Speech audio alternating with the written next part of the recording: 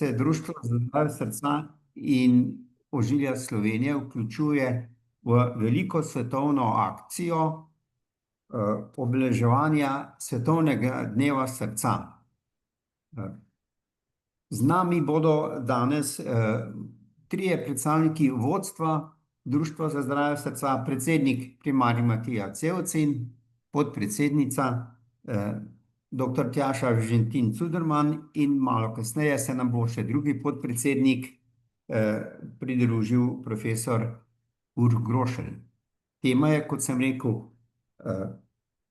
Svetovni dan srca, ki se praznuje ob koncu septembra vsako leto po sklepu Svetovne zveze, Svetovne federacije za srce. Najprej še nekaj tehničnih navodil. Jaz bom tole povezoval. Slišali ste že, da konferenco snemamo.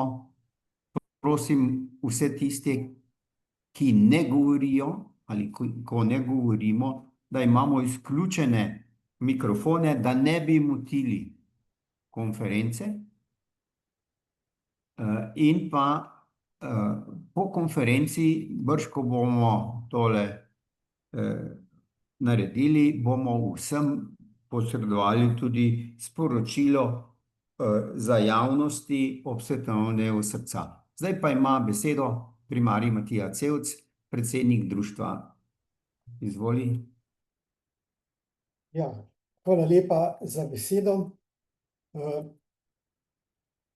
Tukaj bi morda za začetek omenil to, da ima letošnje leto oziroma letošnji dan srca posebno poslanstvo, in sicer o tem geslo je vsak utrip šteje. To geslo je zelo pomembno, namreč dejstvo je, da dejansko vsak utrip našega srca šteje in dnevno je teh utripov 100.000, kar pomeni, če vemo, da vsak utrip v naš krvni obtok pošlje tam okrog 70 ml krvi, da dnevno naše srce prečrpa več kot 7200 litrov krvi. To je v prostorini enega takega družinskega domačega bazena. Ampak to, kadar srce je umirjeno ob vsaki telesni aktivnosti ali pa na primer ob stresu, ko se utrip pospeši, se lahko to pošiljanje krvi po našem obtoku poveča tudi do 5-krat. In v takem primeru, če bi to cel dan trajalo, seveda bi to preneslo okrog 30.000 litrov krvi. To je ogromna količina. Mi pa vemo, da na ta naš utrip vplivajo številni dejavniki. Mogoče ni nepomembno to, da naš sodobni svet, ki je naravnan na mikrosekunde in da nam ves čas zmanjšuje časa, imamo neskončne obveznosti in ob tem dostikrat pozabimo na naše zdravje, in zaradi tega pravzaprav prihaja tudi do številnih zapletov. Ta način življenja povzroča tudi obilne strese. Mi vemo, da občasen tak prijazen stres je lahko celo koristen, vendar pa tak dolgotrajen, utrujajoč stres povzroča napetost, časovni pritisk, povzroča pomanjkanje počitka in nenazadnje zmanjkanje časa tudi za socialne stike, nimamo časa več za svoje bližnje. Vse to vpliva tudi na naše srce, ki ga obremenjuje, poveča se srčni utrip in pravzaprav to lahko taki stresi, ki so tako intenzivni, pa če so prepogosti, lahko povzročijo tudi motnje srčnega ritma, ki se jih pravzaprav zelo bojimo, ker tak srce, ki išče na ta način ustrezen ritem, da tistemu trenutku odgovarja, lahko povzroči, da je marsikaj narobe, in nenazadnje je to lahko tudi zelo nevarno. Vemo, da lahko ob taki stvari, ob takem dogodku pride tudi do pomembnih motenj srčnega ritma z kar velikimi zapleti. Seveda pa naš način življenja in pozabljanje na naš sebe povzroča marsikatere druge stvari. Nenazadnje zvišan krvni tlak, vodi v debelost, zlasti tudi zaradi tega, ker ob takem stresnem življenju nam šepa tudi spanje. Vse to vodi tudi v sladkorno bolezen in to so tisti glavni dejavniki tveganja za zgodnejšo in hitreje napredujočo srčno-žilno bolezen, nenazadnje tudi srčno popuščanje in nenadne dogodke, tudi nenadna srčna smrt lahko iz tega izhaja. Da bi to preprečili, je rešitev relativno enostavna, samo zahteva pa od nas spremembo našega načina življenja. Žal je tako, da večina Slovencev živi izrazito nezdravo in če bi se od tega obrnili proti zdravemu življenjskemu slogu, kot je redni telesni dejavnosti, uravnoteženi prehrani, pri čemer mislimo kot to prehrano zlasti mediteranski način življenja in prehranjevanje, pri čemer to življenje zajema tudi umirjenost, počitek, da si vzameš čas za prehranjevanje, da si vzameš čas za socialne stike. To je tisto, kar tudi zmanjšuje stres. Skratka, ta mediteranska prehrana in način življenja sta izredno pomembna, ker pravzaprav omogočata obvladovanje stresa. Vemo pa, da obvladovanje stresa pomaga tudi redna telesna dejavnost. Vemo, da redna taka fizična aktivnost, nekoliko bolj aktivna, ne maraton, ampak nekoliko večja aktivnost, umirja, izboljša spanje in celo vrsto drugih ugodnih učinkov ima. To je tisto, kar je pomembno. Seveda pa je pomembno še nekaj. Mi moramo pravočasno prepoznati, kdaj nam grozijo nevarnosti. Skratka, kdaj je prišlo do pojava teh dejavnikov tveganja, na primer neurejenega krvnega tlaka, povišanih maščob v krvi, sladkorne bolezni in debelosti, pri čemer poudarjamo zlasti trebušno debelost. Ta je še bolj nevarna kot samo povišana telesna teža. Tista debelost, ki izhaja iz naše notranjosti, kjer so maščobna tkiva, ki so hormonsko zelo aktivna in veliko škode delajo, ta je tista, ki je zelo pomembna in to prepoznamo iz obsega pasu. Zelo enostavna metoda, ki si jo lahko vsak naredi, da zmeri obseg pasu in če je ta pri moških več kot 102 cm, pri puncah pa več kot 94, pomeni, da ima tako imenovano visceralno adipoznost, debelost in ta je nevarna. Te številke moramo vedeti, ker ko jih vemo, vemo tudi, kaj moramo ukrepati. Če imamo povišan krvni tlak, se sprostimo, shujšamo, mimogrede bo prišlo do izboljšanja in povišanega krvnega tlaka, v veliki večini povišanega krvnega sladkorja, neredko tudi maščob v krvi. Skratka, to je en od pomembnih dejavnikov, izguba telesne mase, ki jo dosežemo in vsaka kila, ki jo izgubimo, šteje. Tako da na to moramo pomisliti in kaj na to narediti. Drugo, kar ni slabo, pa zlasti pri tistih, recimo po 40. letu starosti, da si pogledajo tudi, kakšno je njihovo stanje žil. Pri tem imamo na razpolago zelo enostavne in neinvazivne metode. Po eni strani gleženjski indeks se to reče, ko se primerja sistolni tlak na nadlehti in tistim na nogah, in če je ta znižan, to nakazuje na to, da je nekaj z našimi arterijami v nogah narobe. Narobe je običajno zaradi ateroskleroze in to je že hudo opozorilo, ker če je ateroskleroza na nogah, je tudi na drugih žilah in takrat moramo toliko bolj odpravljati vse dejavnike tveganja, ki pospešujejo aterosklerozo. Skratka, mi moramo ta tveganja prepoznati, da znamo ukrepati. Naj še enkrat poudarim, da ob dnevu srca moramo vedeti, da srce ni le mišica. Je marsikaj več, je tudi metronom, ki nas spremlja od rojstva do smrti. Ves ta čas srce utripa neprekinjeno. Če se utrip prekine, imamo zelo hudo težavo in temu moramo prisluhniti in tudi kaj ukrepati. Zato, kot smo rekel, prisluhnimo svojemu srcu in si vzemimo čas za gibanje, za počitek, za pogovor in nenazadnje tudi za pregled, kadar je to potrebno, in redno jemanje zdravil, kadar je to potrebno. Hvala lepa. Hvala lepa, predsednik. Zdaj pozdravljam tudi že tretjega govorca, dr. Urh Grošelj se je priključil, ampak besedo ima druga govorka, dr. Tjaša Vižintin iz Zdravstvenega doma Domžale, naša podpredsednica, ki bo govorila o najpogostejši pa najbolj neobetavni bolezni srca. Izvolite. Hvala lepa za besedo najprej. Srčno popuščanje je izraz, s katerim se v zadnjem času srečujemo vse pogosteje. V resnici gre za bolezensko stanje, ki je praviloma posledica enih dolgotrajnih škodljivih vplivov na srce. Ti lahko nastopijo bodisi zaradi bolezni, bodisi zaradi nezdravega življenjskega sloga, še bolj pogosto pa zaradi kombinacije naštetega.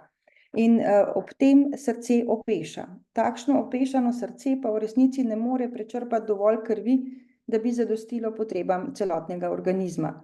Na ta način je lahko prizadeta tako črpalna funkcija srca, čemur rečemo potem srčno popuščanje z oslabljeno sistolično funkcijo levega prekata, ali pa polnilna funkcija srca, kjer je sistolična funkcija levega prekata ohranjena.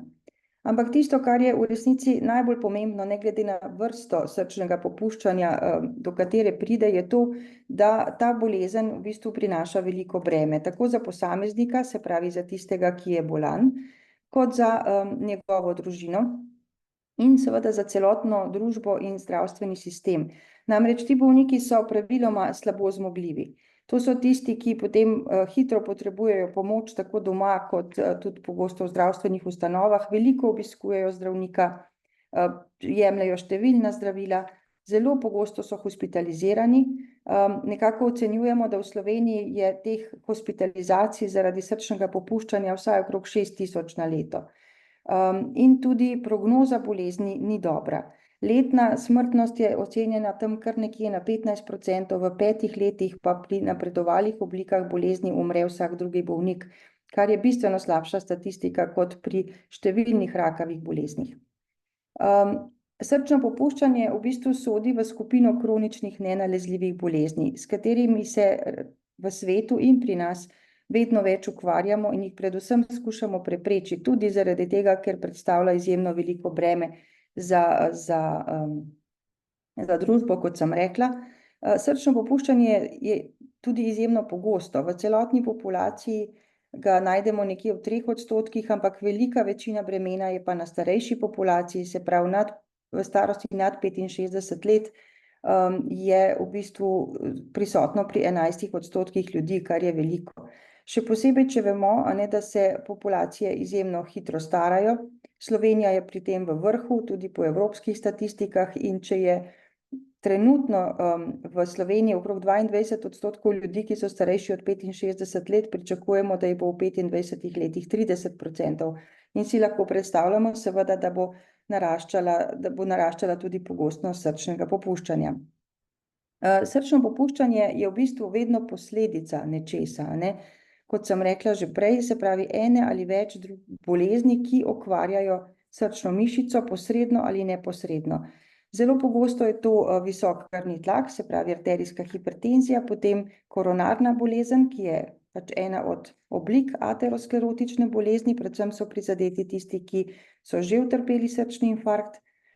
Gre lahko tudi za posledico okvar srčnih zaklopk, motenj srčnega ritma, debelosti, sladkorna bolezen posredno vpliva in pa, kot rečeno že prej, naš življenjski slog, se pravi, če kadimo, če smo telesno nedejavni, to lahko tudi potem doprinese in se slej ko prej potem to privede zaradi drugih stanj tudi v srčno popuščanje. Srčno popuščanje nikdar ni izolirano, Srce in organi so med seboj povezani, zelo pogosto ob srčnem popuščanju srečamo tudi okvaro ledvic, pri napredovalih oblikah tudi okvaro jeter, tako da je vedno treba obravnavati bolnika celostno in vemo, da če dobro zdravimo srčno popuščanje, s tem varujemo tudi druge organe.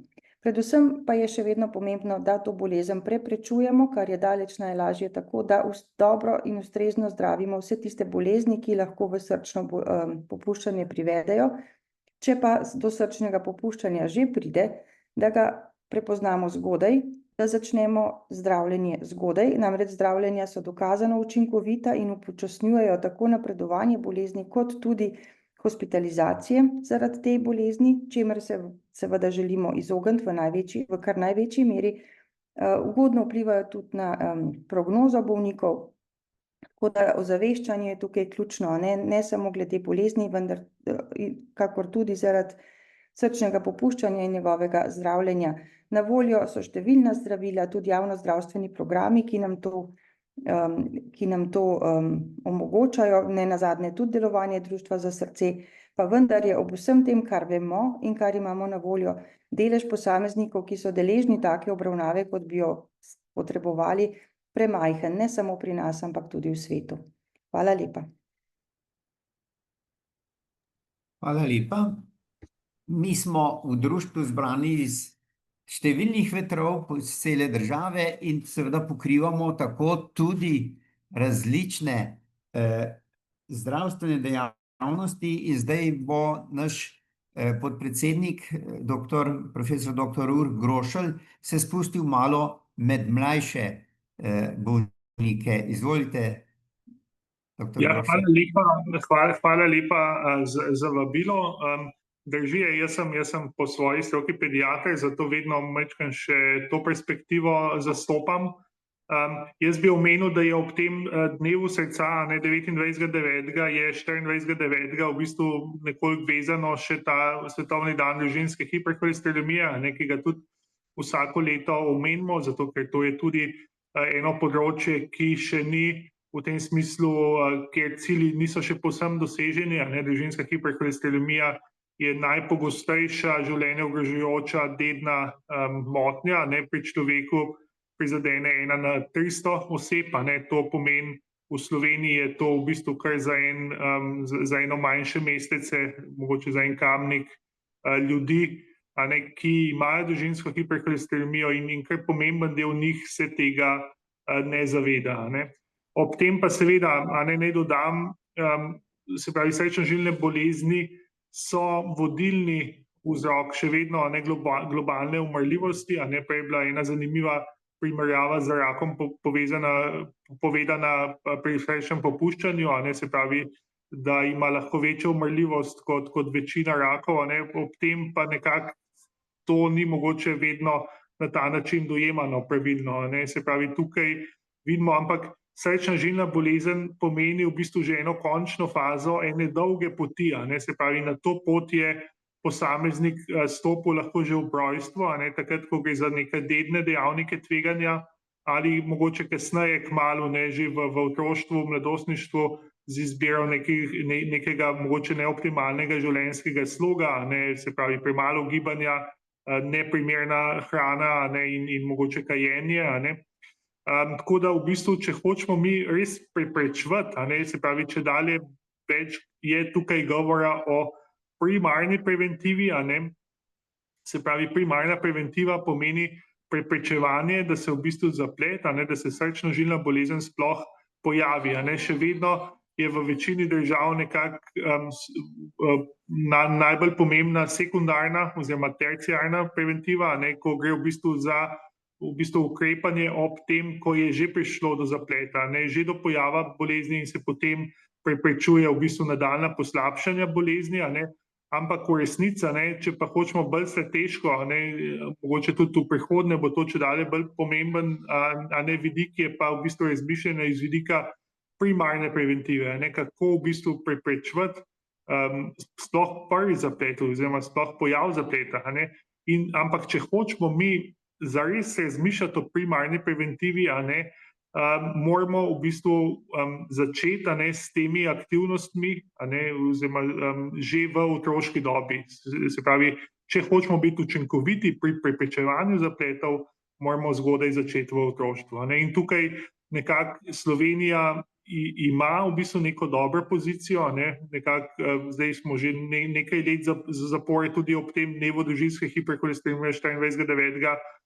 Povemo s ponosom, da imamo mi v otroštvu ta učinkovit program presejanja družinske hiperholesterolemijo, kjer se v bistvu vsakemu otroku pri 5 letih pred vstopom v šolo pomeri holesterol, in tisti, ki imajo odstope, se potem še nadaljnjo diagnostično obdelajo, ne, tako da lahko v bistvu poiščemo vse tiste, ki imajo dedno povišanje že v tej zgodni fazi življenja, ne, in če jih najdemo v tej zgodni fazi življenja, smo potem učinkoviti, a ne, lahko pri teh osebah, a ne, potem preprečujemo zaplete. Ne. Vsak otrok, pri katerem najdemo družinsko hiperholesteremijo, ima tudi enega od staršev z istim stanjem, a ne, s tem lahko tudi to bolezen odkrijemo pri staršu, kar zdaj zadnja leta se pravi rutinsko počnemo, a ne, in tukaj imamo, zdaj ne omenjam, da začenjamo še en projekt, a ne, kjer bomo probali iti naprej od staršev. To pomeni, da bi v tej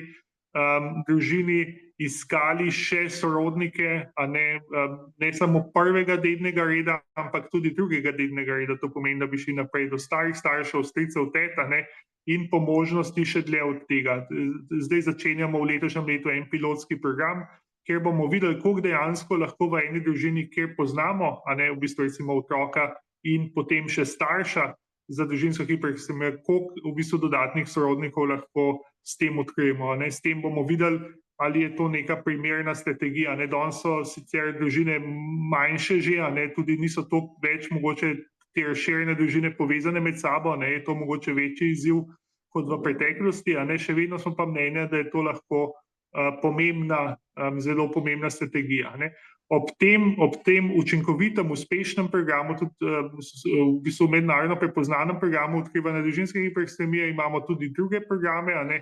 Na teh sistematskih pregledih v otroštvu se odkrivajo tudi otroci, ki so izrazito prekomerno prehranjeni, ne, debeli, potem tisti otroci, ki imajo recimo izrazito povišan krvni tlak, a ne. Tisti z debelostjo imajo pogosto, zlasti najstniki, potem tudi že inzulinsko neodzivnost, a ne, in pa zdaj so nekako v zadnjih 2 letih, a ne, potekajo priprave na uvedbo v bistvu presajanja otrok, ki imajo nagnjenost za sladkorno bolezen tipa 1, ne, ker tudi tam prihajajo uspešna zdravila na trg, ki bodo omogočala preprečevanje pojava sladkorne bolezni tipa 1. In to lahko mi tudi zgodaj v otroštvu odkrivamo s pomočjo iskanja tiste otroke, ki imajo protitelesa za sladkorno bolezen, a ne, ki napovedujejo pojav bolezni v naslednjih letih, a ne, in tudi to je možno prepoznati. Se pravi, čedalje več je teh skupin otrok, kjer nekako lahko, a ne, iščemo bodisi tiste, ki imajo en izrazito povišan dejavnik tveganja, ali mogoče neugodno kombinacijo več dejavnikov tveganja, a ne, lahko je to praviloma tudi genetsko pogojeni dejavniki tveganja, a ne, in na tiste se lahko fokusiramo in poskušamo doseči, da se te dejavniki zgodaj prepoznani in tudi ustrezno zdravljeni, a ne. To je edino na ta način smo lahko potem omogočimo, a ne, se pravi, preprečimo pojav zapletov prisotnosti teh dejavnikov tveganja v odrasli dobi. Tukaj nas seveda čaka še ogromno dela, a ne, ampak nekako pozornost ali pa se mi zdi strategije, a ne, se pa postopno vendarle usmerjajo v to zgodno življenjsko dobo kot mogoče najbolj primerno, a ne, dobo za preprečevanje kasneje pojava srčno-žilnih bolezni v odrasli dobi. Hvala, to bi imel mogoče zaenkrat zapovedati. Hvala lepa. S tem smo dali besedo vsem 3 najavljenim govorcem in odpiramo mikrofone za vas, poslušalce. Lahko postavljate vprašanja. Preprosto tako, da prižgete mikrofon in da poveste v mikrofon ali pa napišete v chat. Da bi pa mi nekako, kako se reče, temu prelomili let, ne, kaj zlomili, bi jaz najprej postavil eno vprašanje. Veliko smo govorili seveda o skrbi za srce. Tudi vemo že, da starejši, ki smo, bolj smo izpostavljeni tveganju za bolezni srca. Ampak vseeno, kako zdravniki gledate na to, bi rekel, začetek bolj organizirane skrbi za poznavanje podatkov o svojem srcu. Ali kdaj v starosti naj bi šli na prve preglede, če je do takrat vse v redu, in pa seveda gre tu za eno osnovno vprašanje, ali mora to spodbuditi naš osebni zdravnik ali družinski, ali bi bilo dobro, da mi sami dajemo te iniciative v skrbi za svoje zdravje. Ali lahko jaz? Izvoli. Ja, tako je, ne. Seveda je malo odvisno tudi od tega, kakšna je družinska zgodovina.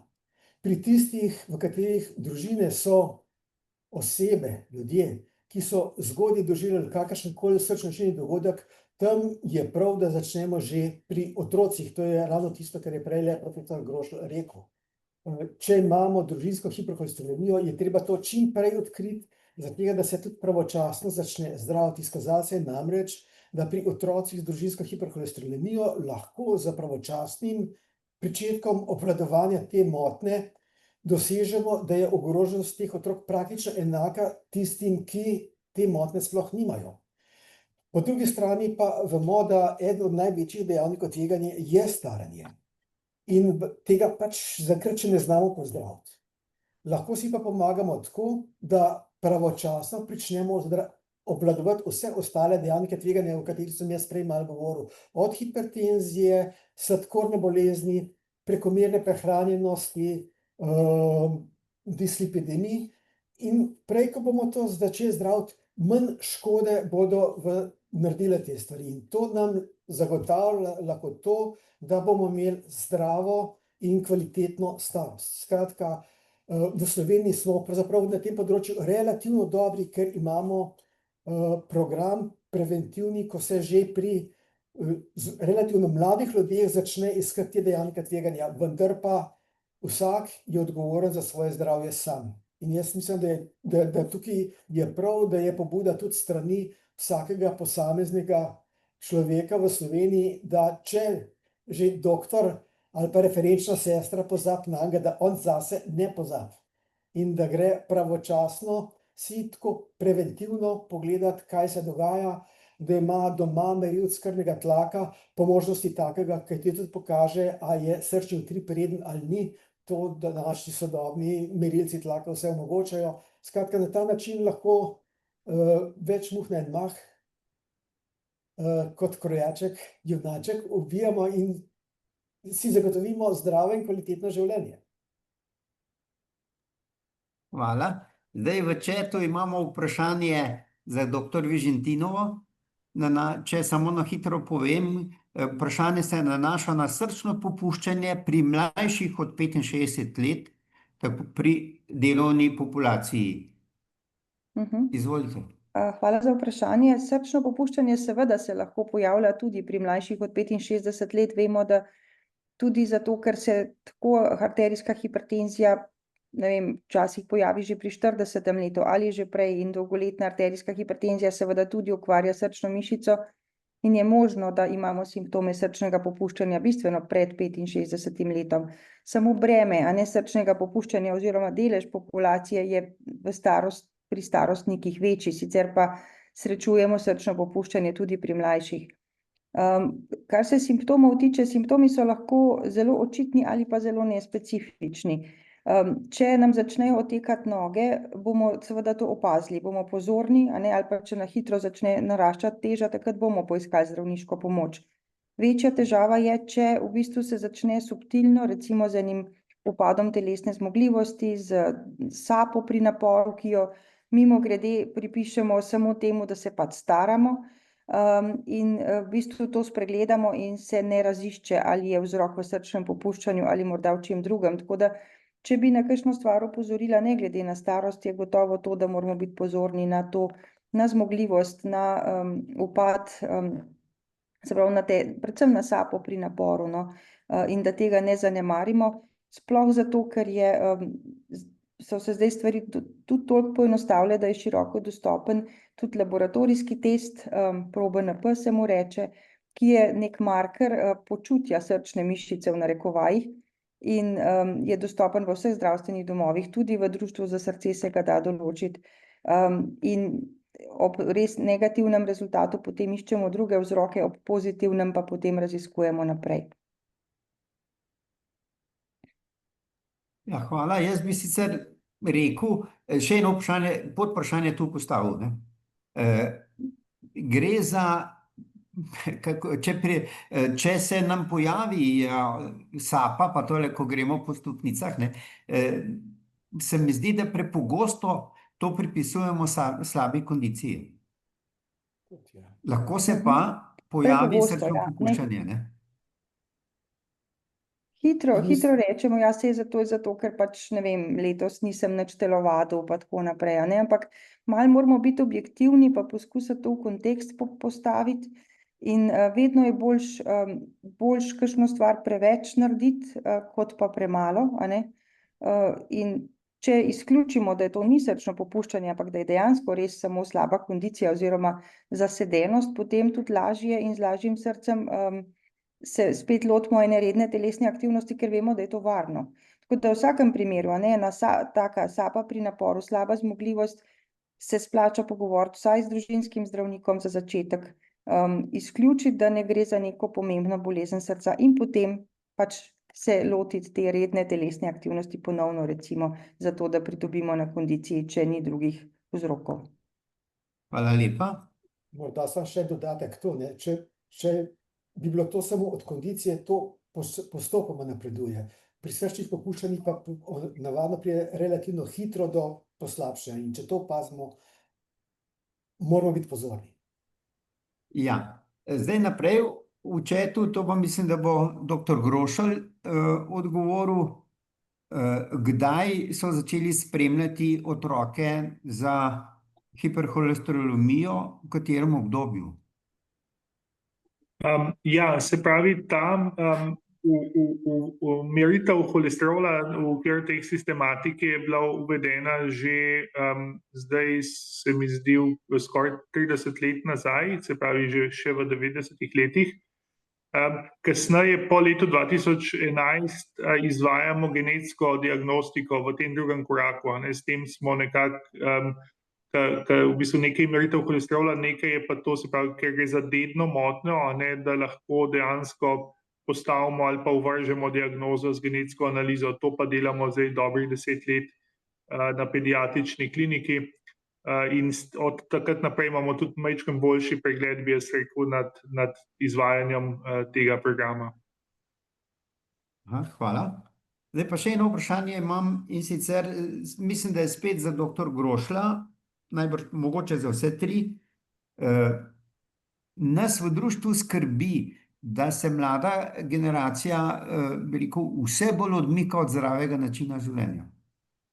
Od prehrane do malo gibanja, pa do še kaj drugega, a ne?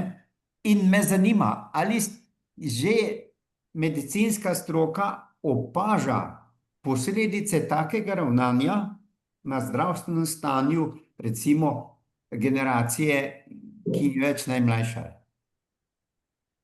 Ja, hvala za to vprašanje. To je po mojem zelo zanimivo vprašanje, ne. Tukaj je pa po mojem večplastno, ne, odgovor je večplasten. Zdaj, med mladimi se mi zdi, da so dostikrat prisotni neki modni trendi, ne. Zdaj, a ne, tam vidimo, recimo tale vejpanje je velik problem, a ne, ker smo mislili, da že manj mladih kadi, a ne, pa so se potem te novi načini pojavili, a ne, ki so zelo škodljivi, a ne, tudi zloraba, a ne, drugih psihoaktivnih substanc, a ne, na žalost tudi s to medicinsko konopljo kvazi, a ne, in to uvajanjem dosegljivosti tega, tukaj delamo ogromno škodo mladim, a ne, na žalost to ni bilo tudi jasno povedano dostikrat v javnosti, se mi zdi. Tako da tukaj po svoje veliko enih škodljivih vplivov, po drugi strani pa opažam, da danes veliko mladih, ne vem, redno obiskuje fitness, ne, v bistvu so tudi ta skrb za zdravo prehrano je med marsikom, se mi zdi, lahko celo bolj prisotna, kot je bila mogoče včasih, a ne, tako da mogoče, moje mnenje je, da se mogoče krepijo neke skrajnosti, a ne, da imamo veliko mladih, ki so zelo aktivni, a ne, ki skrbijo zase, za svojo hrano, na drugi strani imamo pa veliko mladih, ki v bistvu, a ne, v bistvu nimajo dobrega življenjskega sloga. Zdaj, kaj pa to za celo populacijo pomeni, je pa po mojem še majčkeno pretežko reči, ne. Zdaj v ZDA, velik problem med mladimi je tudi ta sedeč način življenja, ne, zdaj te pametne naprave, uporaba zaslonov, ki pogosto vodi v zelo sedeč način življenja, se pravi v premalo gibanja. In tukaj se znajo sicer pokazati, po mojem, neke resne posledice z zamikom. Jaz bi mogoče sam še malo pokomentiral, ne. Ja, sej mogoče mladi res hodijo več v nekateri. Tukaj se zelo diferencira v fitness klub, kjer pa začnejo uživati vse sort strupe, ker njim gre predvsem za zunanjo podobo, ne pa toliko za zdravje. In tukaj se poslužuje pol tudi zelo vprašljivih metod, da bi na mišicah pridobili, kakšne so tiste mišice, so samo prenapihnjene zaradi steroidov, ali so dejansko te mišice tudi funkcionalne, to je pa zdaj že druga zgodba.